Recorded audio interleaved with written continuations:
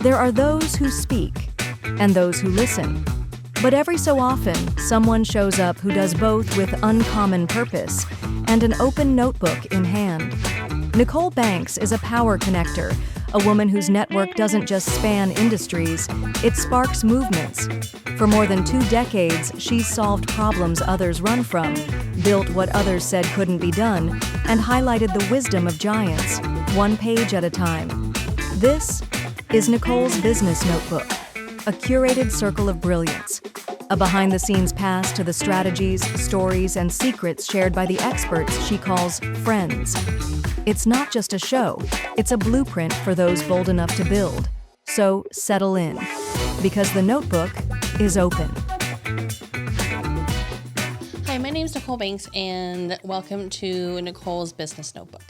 I am a power networker who brings people together, and I'm wanting to bring you guys along the journey to meet the powerful people that I have partnered with to help us to do better business together. Today, I have Eric Whitmoyer here of My Biz Coaches, is a company that is helping to have a billion-dollar mission where we help as many entrepreneurs and business owners as possible and empower coaches to help even more. So I'd like to introduce Eric Whitmoyer and welcome. Thank you. Appreciate it. I'm excited to be here today. Awesome. So, for those that don't know, we have recently partnered and announced our partnership as of March 1st. So I'd love to kind of share a little bit behind the scenes about who you are for those that may not know. What's your origin story, your villain story, whatever you'd like to share. Can you share a little bit about you? Absolutely. So I spent about 24 years in the wireless industry, and during that time, I literally, when I say wireless, it was paging when I started, for those who actually know what a pager is. But paging into analog and then to digital cellular, and I watched that industry literally go from infancy, evolve into full maturity, and then literally into like old age for all intents and purposes, right? Ironically, throughout that period of time, the first 2 companies I started with both filed for bankruptcy, ironically. Mm-hmm. So the paging company, we were the 5th largest paging company. And I worked my way up very quickly. And within 3 years, I was running the entire LA market, which was actually from Bakersfield to Rancho Santa Margarita, and from the coast to Cabazon. So it was pretty expansive area. But what it taught me a lot about managing multiple projects and a lot of things going on at the same time. We were actually in flux as an organization, so it was kind of a unique scenario. As I saw the writing on the wall and things were starting to play out, I negotiated a deal to go work for another company. And it was a singular dealer. And so throughout all those years in the wireless industry, I was in the dealer channel. That dealer channel is kind of like a franchise relationship with the different carriers. And so we basically ran our business within their business model. And it also taught me a lot about that whole the licensing, dealership, franchise relationship with the actual carrier and what that looks like, or in this case, a franchisee relationship, franchisee relationship. But when you're running your own business throughout in somebody else's business model, they want scale, they want growth, they want you to grow big. And as a individual business owner, you're like, that's great, except if I'm not profitable, that doesn't really make a lot of sense for me, right? And so there was this constant ebb and flow going back and forth, and tension even, with the carrier. They wanted more boxes out the door, and we're like, yeah, but if it's not profitable per location, then it doesn't make sense for us. So it really taught me a lot about how to manage that relationship. And then fast forward, I left that organization to go start my own wireless stores. I built that up to 9 stores. We were doing about $1 million a year. 2008 kind of took a chunk out of that. Yep. So, and I ended up having to shut down most of my operation. And then ironically, the company that I had partnered with, one of the companies I partnered with as one of my carrier solutions, was Cellular One, which most people don't know who that is anymore. I think it eventually became like an AT&T brand. But as Cellular One, the people that were there had been acquired by Alltel. And they said, hey, we'd love to have you come work for us. So that was the last wireless dealer that I went to go work for. It was called Express Locations, and we built that. I was a very, very early employee. We built that up to 140 stores, and we actually sold in 2017. Wow. So that was a both two companies were over $100 million that I was played an important role as an executive and helped growing the company to 100 million.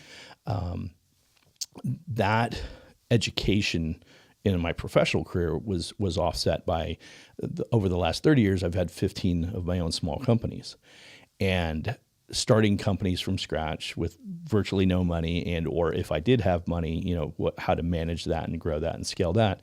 And so the small business experience that I gained many times while I had a full-time job. So it forced me to work through other people, right? And leverage and delegate and things like that. And so there was a lot of different lessons that were learned throughout the years, both on the employer side as well as being self-employed.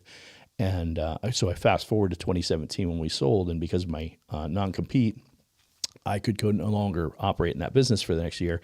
So I'm like, okay, well, what am I going to do now? And that's when it kind of led me into becoming a business coach. So went out, started my business coaching business. I did that for the last 5.5 years now. And during that time, we've added more coaches to the mix. When I first started, it was just selling my sales solutions as a consulting agency. And then eventually during COVID, had to pivot and made the adjustment to incorporate additional services, recognize that there's a lot of business owners that are really good at what they do, just seem to struggle with how to run their business operations, whether it's finance or the back end operations, or they're good at sales, but they don't know how to market, or they're good at marketing, but they don't know how to sell. They don't have the good sales skills. And so just kind of helping them identify, that's really the role that I think we've been able to fill the void, is helping them identify the gaps in the business that we can come in and help fill that gap for them, at least acknowledge what it is, and then develop a plan to fill it. And that's really where my biz coach has evolved into, is this solution that we can help people identify that spot where they're struggling, and then build a plan so we can move out of that space and move them to the next level, and then really help them identify, look, if you don't scale your business, and you're leaving yourself subject to the next downturn in the economy. And I think that and I know we've had multiple conversations about this, that's probably one of my biggest things I've become super passionate about, is helping people identify, hey, look, as a small business owner, that's great. However, if you don't insulate yourself from the next thing that's going to happen, we've been through 2001. I mean, I managed through that with one of my wireless companies. 2008, you got 2018 where we had the economics pullback, and then you got COVID. And if you look at that, that's 4 times in the last 20 years. It's not a matter of if, it's when. Right. And so as a coach, we're able to really kind of identify as an objective perspective, right? Here's what we see that you may or may not see in your own business, and we can help them identify those gaps and opportunities. I love that. Yeah. Sounds like you got a ton of experience, a lot of different sectors, a lot of different business sizes. Yes. A lot of different industries. So I can see how that could be really beneficial. One of the things that you mentioned was, business owners are really great at running the part of the business that they're passionate about and with their expertise, but there's so many different parts of running a business that it definitely pays to bring in an expert that has that expertise and those abilities and that experience to be able to run a holistic business that's going to be successful, to go through those issues and problems and those 2008s and all of that as we move forward. So that's amazing. Yeah, I mean, just like you, I have I kind of did the corporate side of things and did the side hustle kind of on my own. I started my industry with Amco transmissions back in the day when you looked for a job in the newspaper. So it says looking for somebody that's good with numbers and good with people. I'm like, oh, well, that's me. I started that day, became the manager within 2 weeks, and basically looked at it as from an outsider. I wasn't a car girl. I didn't really know what I was doing in the whole thing. Really had probably no place being there in the first place. But I figured, you know what? I would go in there, personality blaring, and if it was meant to be, it was meant to be. So with that, found a startling statistic my first week. The average transmission breaks down every 7 years. So no matter how great I was, no matter my customer service, no matter all the warm and fuzzies, I might get their wife's car or their neighbor's car if I was lucky. So that really led me to, creative problem solve from the very beginning of my career. And I think that's one of my biggest strengths. AMCO led me to be a national award-winning sales manager. I was brought in to do kind of like Nicole's shop nightmares instead of Gordon Ramsay's kitchen nightmares. Right. So I'd go in and say, okay, was it really the technicians like everybody said that it was, or was it the branding? Was it, them not marketing appropriately? Was they not doing any outside sales or any of those sort of prospecting?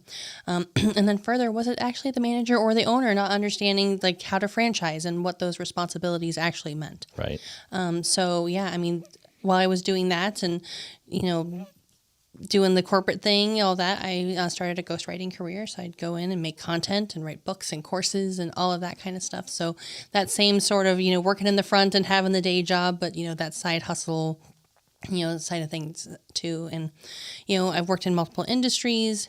I was in a really bad car accident. So I pivoted from, transmissions and AMCO and all of that into the medical industry. And then, I was doing great. Everything was fantastic. Moving on up. I, kind of worked from the bottom in a medical lab, aliquoting medical samples for testing. Very gross. But within 3 years, I was back to running national companies, specifically mental health and medical device spaces. I was running a clinic, and then COVID happened. And it was a multidisciplinary, multi-provider clinic, and nobody knew what was going on. And I swear I worked 3 years in that 1 year period and just got burnt out. And so with that, kind of did the same thing. I said, okay, well, you know what? I've made millions of dollars for other people. Why couldn't I figure out a way to do it for myself? Right. So with that, business coaching in a lot of different industries, the same, sort of thing, they're really great at what they're passionate about and, doing the thing, but, running the business and doing all of the extras can be a really big burden. And Absolutely. Especially if they don't have that expertise, that knowledge, that wisdom at times to be able to, make those decisions, having a business coach can be invaluable for them. So we have officially partnered. Yep. And as of March 1st, and, my goal is to help to kind of give another avenue for, answering questions and, that whole bit. But, and you're running this 5.5 years business from your start to now. What have you learned? What are some tidbits that you could share, some zingers that could help potential business owners to either one, consider a coach, or maybe two, realize that, hey, maybe they do need one after all. Yeah. If I could figure that one out, we get the next $1 billion business. Indeed. I would say that's a great question. I think that the biggest opportunity that I identify with our clients is getting them to realize that they don't know what they don't know. Right. We say it at anybody who services a business owner, anybody who's in the space of serving business owners. I don't care if you're payroll, merchant services, whatever your category you serve, that you're serving business owners. The common phrase is they don't know what they don't know. And that actually works really poorly for the business owner because they don't know what they don't know. And they're so busy doing what they do know, which is what they should be good at, right? Whatever that skill or task that they have. Yep. The challenge is, in my opinion, many of them get taken advantage of for service solutions, for vendor solutions. It's just, and I hate to call it out, but it's there and it exists. They overpay for things that they shouldn't have to pay for or as much for. They don't get the solutions because they don't know what to ask. They haven't experienced it. And I think that I go back and I look at my career and all the things that I did in the wireless industry, and I personally opened like 125 stores over all those years. And you learn a lot doing that, right? Because you're constantly problem solving all the time. Yep.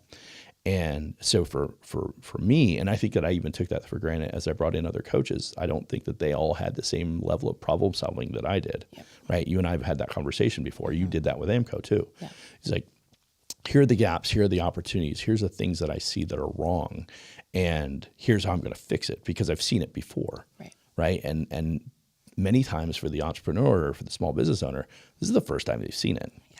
They've not seen it and at some other level. And because we had the corporate career and then mix that with entrepreneurship, I think the unique perspective that it provides both of us is the idea to see, maybe I didn't see this exact example, but I saw something very similar, right? My first coaching session with a digital marketing agency was a young man, ran a really nice business, was doing well for himself. He had added employees, and he's like, hey, I could use a coach. I can't really afford it. So we did a trade of service. And I did it because I needed to learn more about digital marketing.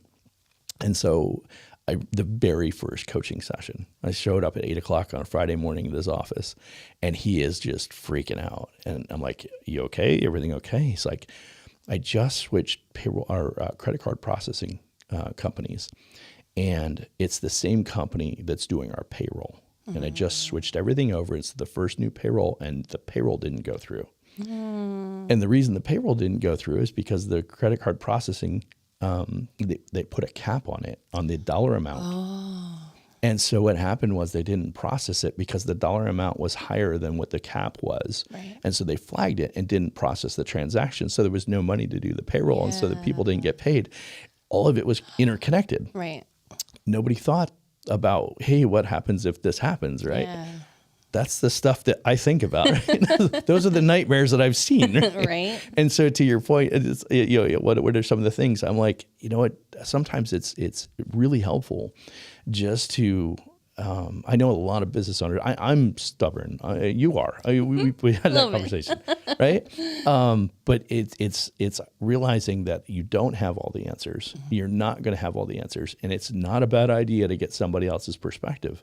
And I think that's honestly the biggest thing is just getting somebody else to say, you know what?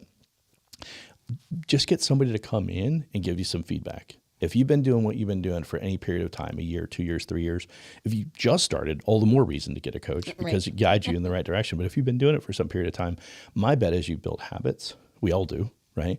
And Some good, some bad. Yes, exactly. And we get blind spots from those habits because when you start doing what you're doing, you get locked into a routine and you lose sight of the objectivity that you should have for your business. And it becomes a very interesting perspective because you have somebody else like you or I that walks in, and that was actually how we both built our careers is like, hey, why do you do it this way? Right? Because to you and I, we look at it and say, this seems like it would be more efficient if you did it this way. And somebody looks at you like you have 4 heads and you're like, what? What are you talking about? I just think there's an opportunity for us to do this better. And I think that that's a big piece that business owners really need to, be willing to step back and allow somebody else to come in and give them some perspective. Yeah, it is what it is, right? At the end of the day, they decide to not take it, they take it.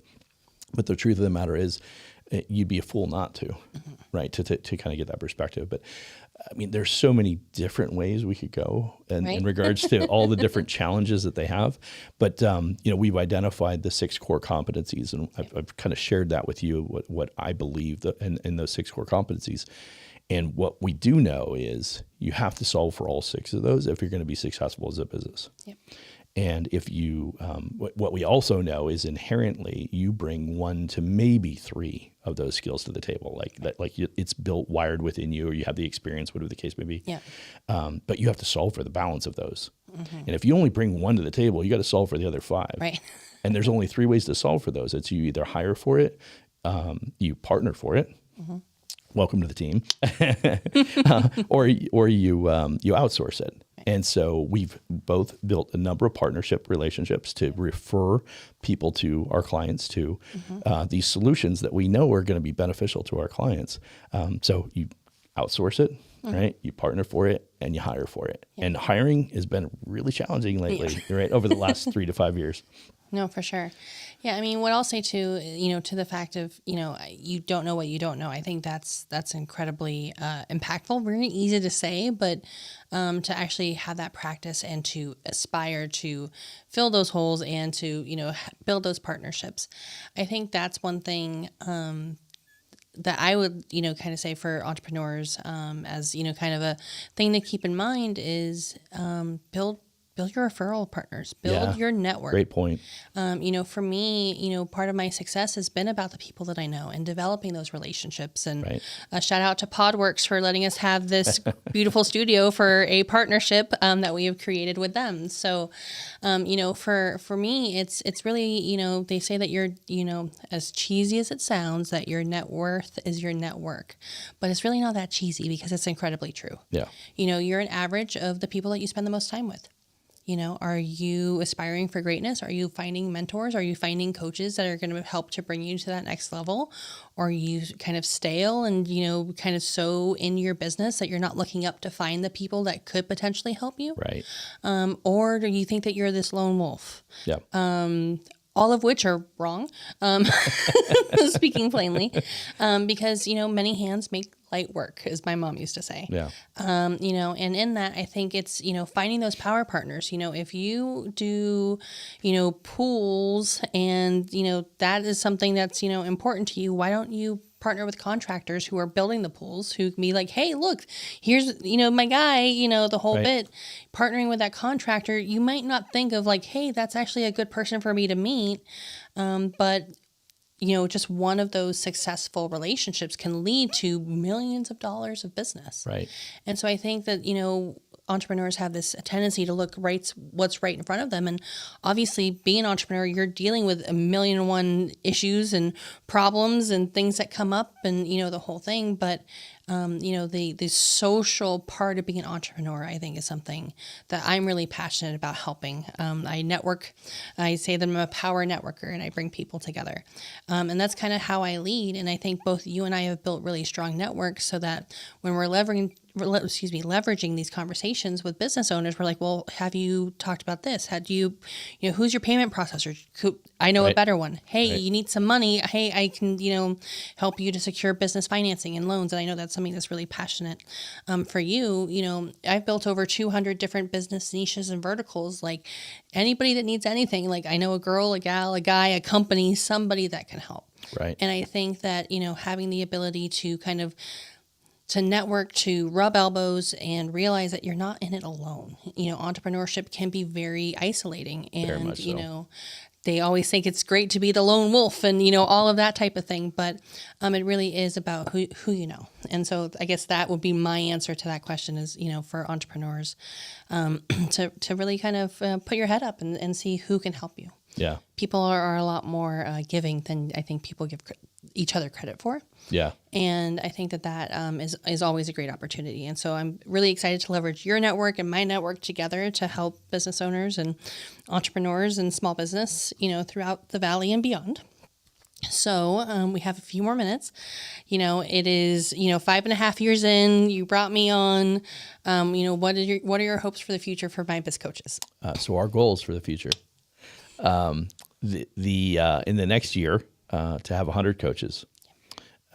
When you identify that there are 34.3 million businesses in the United States, and 6% of them on a good year actually reach $1 million in annual revenue, there's a lot of businesses out there that need help growing their businesses. And not every business needs $1 million business, but it'd be nice. Yeah.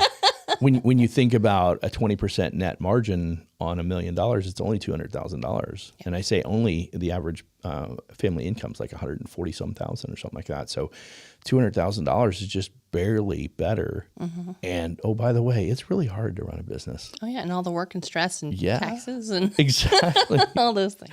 So I mean, there's a lot of work to be done, and I know there's a lot of people out there that are trying to help businesses. There's lots of coaches. What we're trying to help people identify is what's a good business coach. And so that 100 coaches would lead to 1,000, 1,500 clients. We'd like to be able to build those clients to those $1 million businesses. And so our $1 billion mission was to have 1,000 clients reach $1 million in top line revenue profitably through our tutelage, through our coaching, through our development and consulting. Yeah, I think it's a great goal. I'm super excited to be a part of it.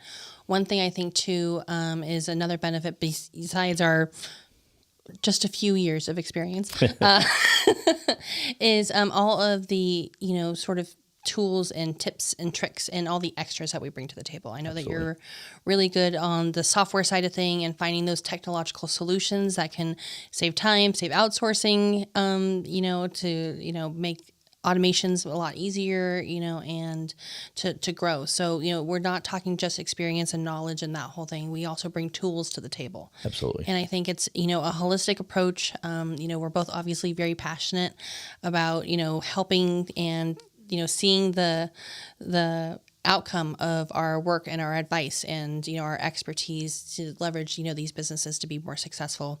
I'm so excited and happy to be a part of this $1 billion mission. And so for those that are, considering being a business coach or would like more information, I entreat you to contact Eric from My Biz Coaches. I'll have all the information on the screen so that you guys can contact him directly. But we've partnered together to, have this $1 billion mission so that we can do the best businesses that we can to help entrepreneurs to live their best lives. As corny as it sounds, that really is our goal and what we're passionate about. So Eric, thank you so much for being on Nicole's Business Notebook. Thank you for the opportunity. Of course. And, like I said, please contact Eric or myself so that we can help you to, one, if you are a entrepreneur, business owner, small business looking to get some guidance, some technological solutions, some help, some atta girls, atta boys, whatever you need. We are ready and willing and hungry to help. And then, from the other side, if you're like, hey, I don't necessarily need the coaching, but some technological solutions could be a great way to improve my business, let's talk. We are open, amenable, creative problem solvers, and we'd love to help. So again, this is Nicole Banks with Nicole's Business Notebook. Thanks for joining us for another episode of Nicole's Business Notebook. Subscribe and follow for more tips, insider secrets, and hard-earned wisdom so that we can all do better business together. See you next time.